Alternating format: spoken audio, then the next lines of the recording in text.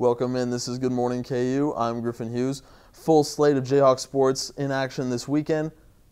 We've got tennis, volleyball, even some college football going on. Tons of sports to talk about, and we have all of them for you. All that and more coming up on Good Morning KU right now.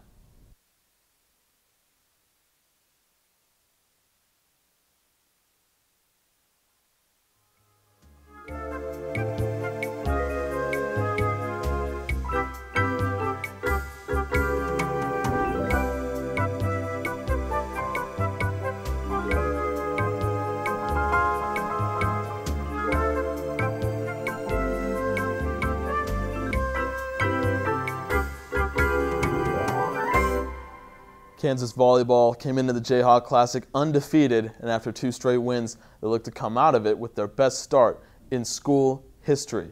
This one against Missouri State in the final of the Jayhawk Classic at the Marsh Family Arena. Let's take a look at the highlights real quick from that matchup. The Jayhawks were absolutely dominant all weekend.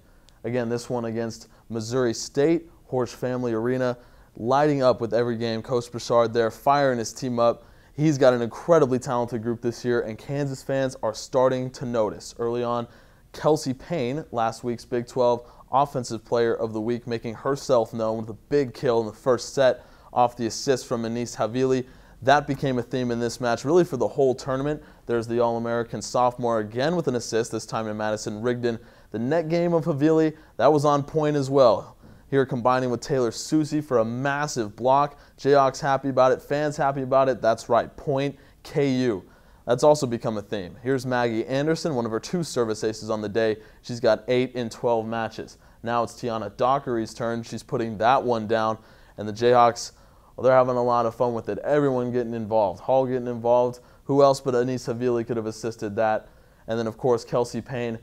Couldn't really be a highlight without Kelsey Payne. Just an incredible performance from volleyball all around. A couple service errors helped them out as well. Final point of the match there. Jayhawks win it in comfortable fashion, and there they are, tournament champs. They're just having fun with it. Everybody is enjoying themselves. It's fun to dominate the way they are. Jayhawks are Jayhawk Classic champions. Tiana Dockery was voted MVP after an 11-kill performance. Team had 50 kills total, and Anis Havili had 44 assists on her own. Welcome in Nick Cousin here, help me break down Kansas volleyball and all the Kansas sports. Nick, the Big 12 is a serious volleyball conference. What can Kansas do to continue to have success in the Big 12? Well, I think it's going to come down to them and Texas at the very end. So when it gets to Big 12 play, you just got to keep dominating out there. Just like we saw this past weekend, they're going to open up at home, so that's also another good benefit. But it's definitely going to come down between Kansas and Texas when it comes to volleyball. Those are the 2 powerhouses of the Big 12. I agree. This is a team that could really get some stuff done going forward. Let's move on to women's golf here. They're having some success as well, and it couldn't be a discussion of women's golf without talking about Mook. Yupaporn, the best player on the team. Talk about how good she is. Well, this weekend she shot a 63, which is her career low average, which is a very impressive average for a college player. That's usually what a pro tries to shoot on a good day. So. I mean, you talk about Jason Day, who's yeah. now the #1 player in the world, shot what, a 62 in the BMW Championships? She is right with Jason Day. That's elite status right That's there. what we're saying. Mook is good, is as good as Jason Day. But the whole team, every tournament out there looking better, along with her. Yeah, a lot of them, most of them are freshmen and sophomores, but we had a good performance from Aradna Diaz. She's a freshman. She finished in seventh place.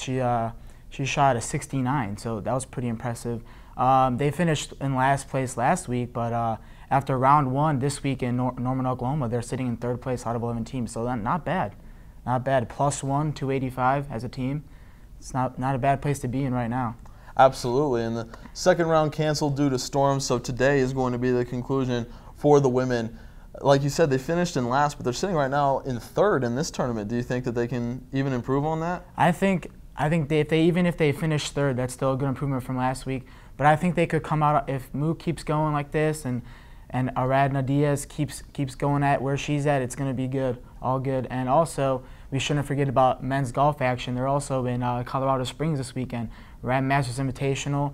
This is the 3rd time in 3 years of playing that. So they've got some experience, and they've had a lot of guys that are playing that course. The 5 guys that are playing it all played in last year. So there's an advantage there for men's golf as well. We can talk about how good men's golf is going to be all day. That's a course we can hit the ball a long way. I can attest to that. Let's move on to Jayhawk tennis.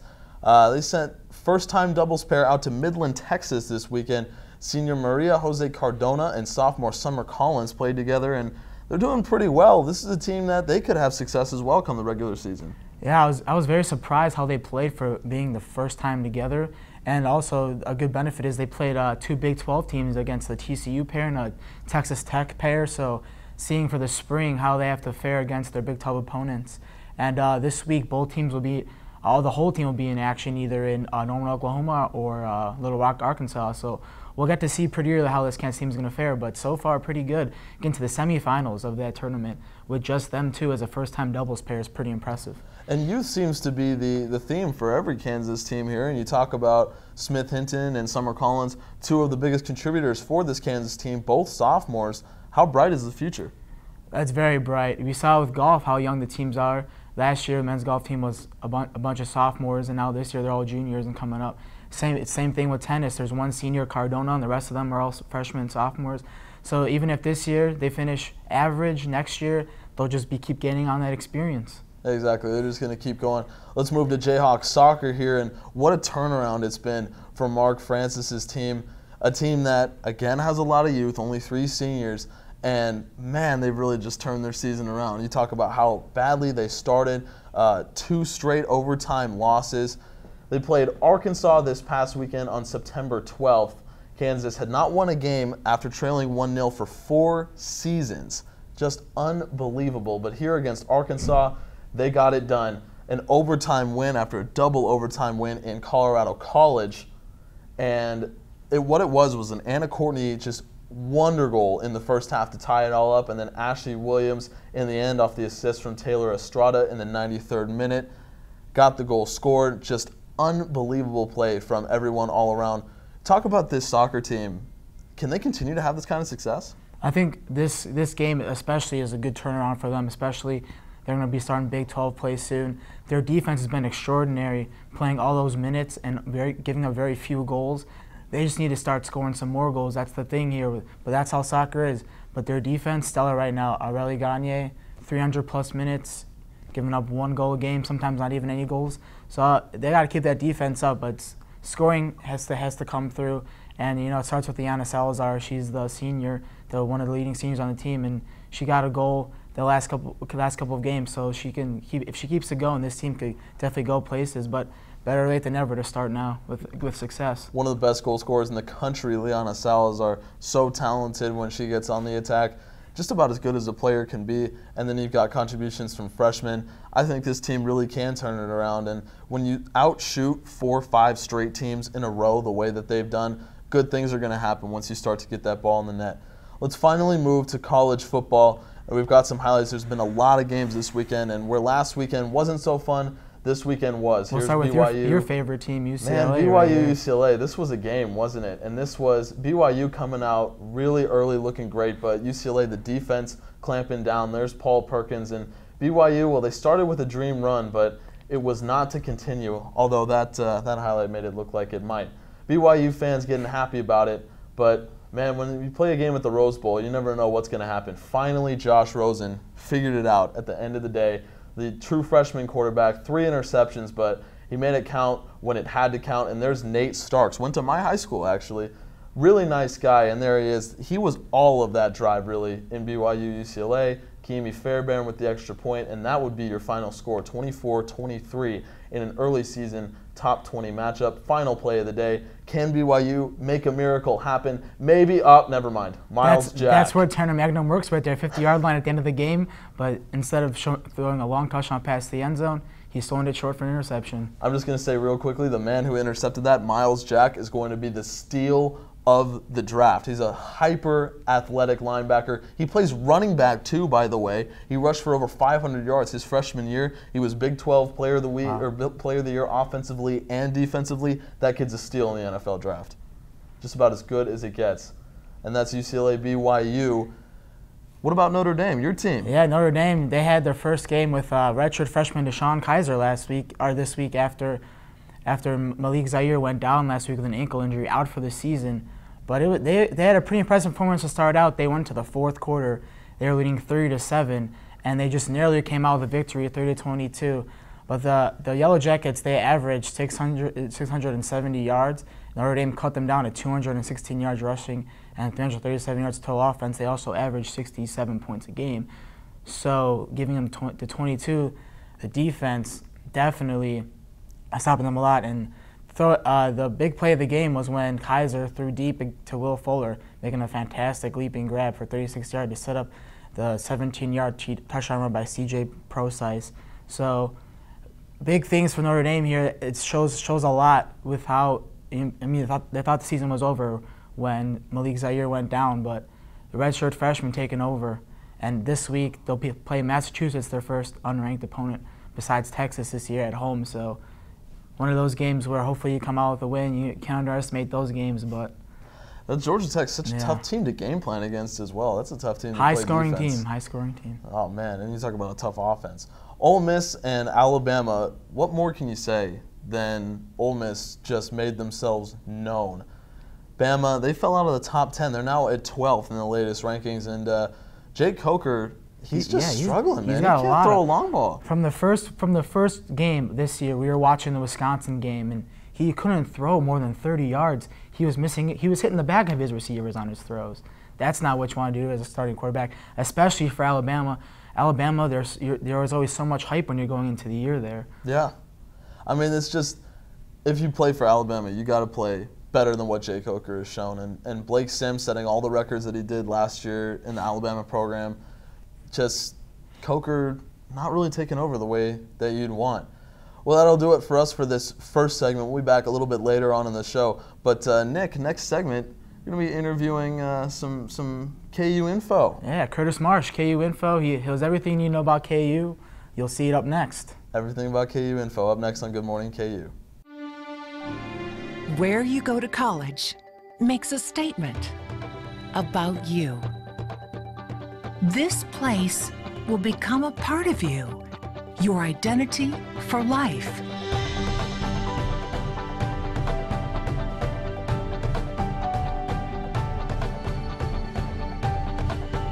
The University of Kansas, a great place to be you. Welcome back to Good Morning KU. Nick Cousin alongside Curtis Marsh of KU Info. Curtis, how are you today? I'm doing fine. How about you, Nick? I'm great. All right. KU Info. So you guys have a bunch of new stations on campus this year along Jayhawk Boulevard. Explain that process, how you guys got into having all these KU Info places everywhere. Yeah, sure. Well, you know, we've been around for over 40 years, but obviously only the last 10 years or so, the internet is our co-pilot. But before that, we had to have this room filled with encyclopedias and you know, reference material and Rolodex cards. We don't have to have that anymore. So now we can actually be front and center and offer walk-up desks and stuff like that. So what do most people really look for? Like, what's one of the most common questions people ask? Is it like where certain buildings are, or? You know, you hit it on the head as far as the beginning of the school year. There are lots of folks that don't know where Blake Hall is, or you know, they can't find a room because maybe it's been listed incorrectly. But you know, that fades away pretty quickly and people know where the buildings are. Then we get more general stuff like when's the last time I can drop a class, when do tickets go on sale for athletic stuff. It's really across the board. So speaking of questions that are on topic, what is the most unique or interesting question that you've been asked?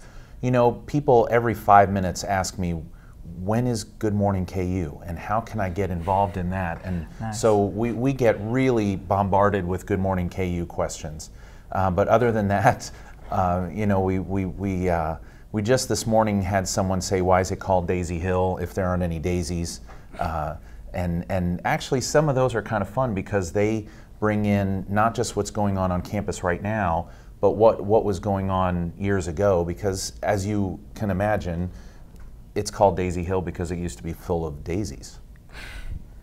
So yeah, I don't know. I mean, the craziest question we've got, we get a crazy one just about every day. One of our favorites is how many trees are on campus. Do you know the answer? I can tell you it's 29,525. Wow. Wow. Which actually, the stats on Good Morning KU. I'm telling you, right? Stats. Yeah, you heard it here first. But you know, you can text us your questions, or that's another change from the fact that we've got these walk-up booths on campus. Yeah. That was my next question. How can students reach out besides walking up to a desk if they have a question that they're walking out of class or they can't find you, or if they're still in class, right? So you don't want to to call really us. Be on their phone in class. Of course not. You know, a beginning of the school year, we get a lot of classes that have scavenger hunts, and you're supposed to go all over campus to try and figure out what's going on here, what's going on there. Well, you know, sometimes they just ask us, and you know, we're not here to do your homework for you, but we can certainly help you with the scavenger hunt, right? You can text us, you can tweet us. We're on Facebook, and you can obviously email us your question, and there's about a half dozen different ways. So where can we find you guys on campus, your new locations? Besides the Union, you know the desk is right here, but is right. there Well, other and some of your viewers may not know that you can come right to the Union, and that's one of our walk-up areas. The new one you were talking about specifically is an actual KU Info booth on Jayhawk Boulevard. For our journalism students, it's right in front of Stauffer Flint. We're pretty close to the east side of Wesco. And that's a brand new booth. It was built last summer, so it actually was, another booth was in its place just a little bit further down the boulevard, but it's a brand new location. You can come up and ask your questions there. We also, as you guys know, have 2 brand new residence halls with a cool study area in between them called the Daisy Hill Commons. And now everyone knows why it's called Daisy Hill, right? So we're hoping. Were going. Yeah, that's right. In fact, the students used to have to come and pick them to keep it weed free. So I don't know. It seems a little weird that there aren't any more daisies on Daisy Hill. Maybe we can fix that. All right, Curtis. Well, we'll be growing some more daisies on Daisy Hill, and we'll be back after the break with the news.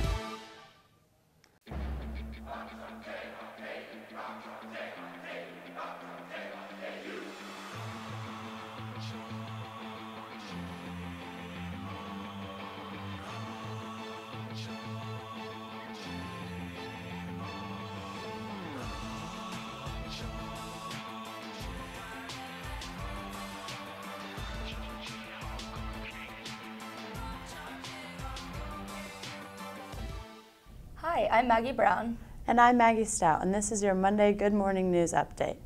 Olive Kittredge was the big winner at last night's Emmy Awards. The HBO miniseries won 6 Emmys, including Outstanding Limited Series. Frances McDormand also won for Best Actress in a Miniseries, and after 16 nominations, Mad Men's Jon Hamm finally won an Emmy for his role as Don Draper. As usual, there were many fashion statements and political statements on display throughout the evening. Viola Davis became the first African-American woman to win for Best Lead Drama Actress, but her acceptance speech is what everyone is talking about. Davis ended her passionate speech with the words, "You can't win an Emmy for roles that simply aren't there." Pope Francis will spend one more day in Cuba before heading to the United States. The Pope will visit Washington, D.C., New York City, and Philadelphia this week. His trip will include a procession through Central Park before holding Mass in Madison Square Garden on Friday, and he will return to Rome on Sunday evening. New studies have shown that certain superfoods can help you build a better brain.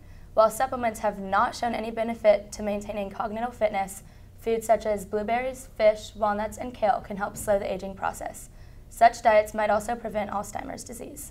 The South Lawrence Trafficway is still on track for completion in the fall of 2016, although parts of it might open sooner. The bridge that connects the east and west legs at Iowa Street is already complete.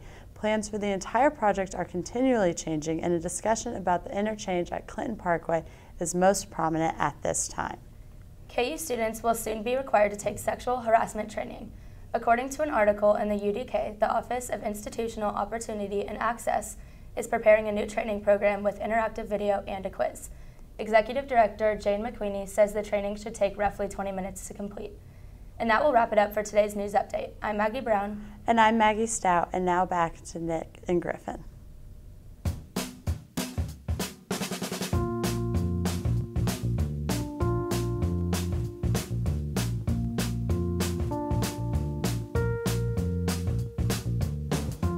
When you shop local in the heart of the city, you support the people that make our community thrive. The money you spend here stays here, in this place we call our home. Lawrence, Kansas, where there's good old-fashioned hometown pride. Eat local, drink local, shop local.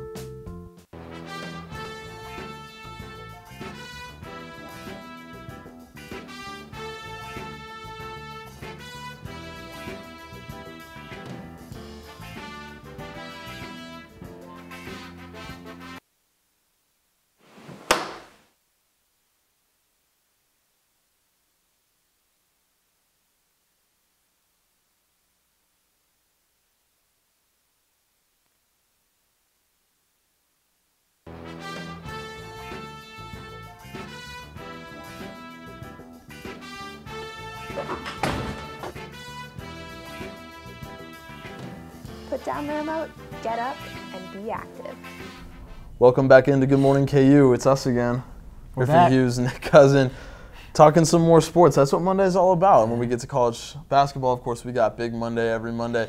But there was a highlight that we didn't show you in our first segment that I we know it's have week 2 to show you but right now. It could be the play of the year. If you haven't seen it already, I mean, I don't know if it's a great play so much as it's just like mind-blowingly amazing. It's just being at the right place at the right time.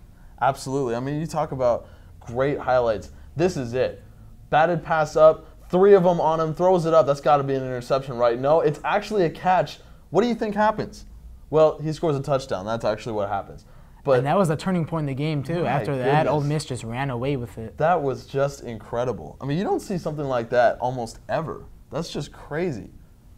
I mean, I saw it a couple times yesterday. I just had to keep watching it. It's just one of those plays. Man, Chad Kelly, if he doesn't get remembered for anything, he'll get remembered for that. And we got to remember the name of the wide receiver, Quincy Odeboyo. That's a handful right there, but That is a handful. remember that name. 65-yard touchdown pass. I hear he's actually an NFL prospect. That highlight might be the defining moment just of him being in the right place at the right time, but I hear he's actually a top receiver prospect going forward. That'll in the help his NFL stock draft. for sure. Well, we're almost done here. Good Morning KU. Let's just talk real quick. This week, plenty of stuff to watch. Football back in action, volleyball, soccer in action as well. What's most exciting real quick for you? Definitely volleyball. 12-0. We got to keep the winning streak going.